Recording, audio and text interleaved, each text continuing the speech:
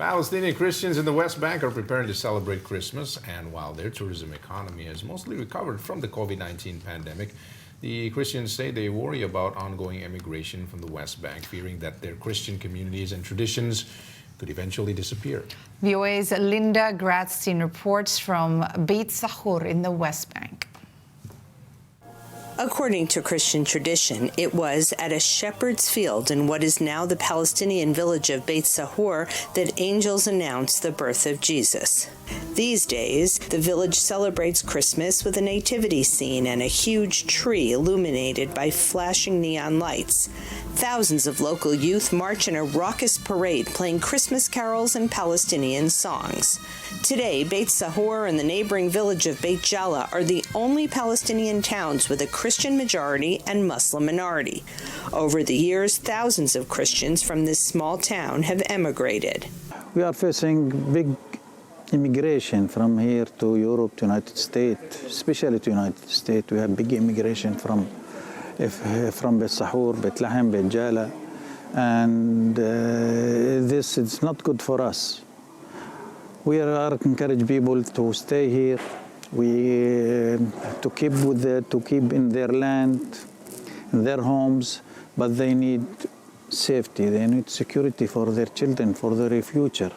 Locals say every family in Beit Sahur has relatives who have moved abroad, especially to Chile, where about 300,000 Palestinians, many of them originally from Beit Sahur, now live.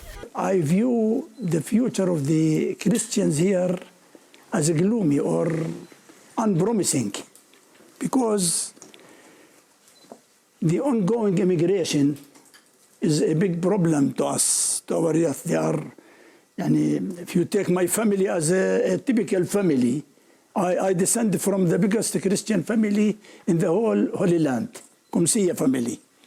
And now if you ask me, my brothers, my son immigrated and became American.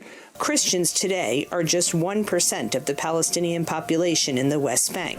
Most say they get along well with their Muslim neighbors, but occasionally there are tensions. My son was kidnapped for 40 days after he had a dispute with his Muslim business partner. He was tortured and beaten on his head. We went to the Palestinian Authority, the police, but he was only released after 40 days. Then he emigrated to Germany. But many of the 12,000 Beit Sahur Christians say they are determined to remain in their land. Beit Sahur here is a small town. We inherited this from our fathers, our grandfathers. So it's handicraft work. It keeps us in our land. It presented our heritage.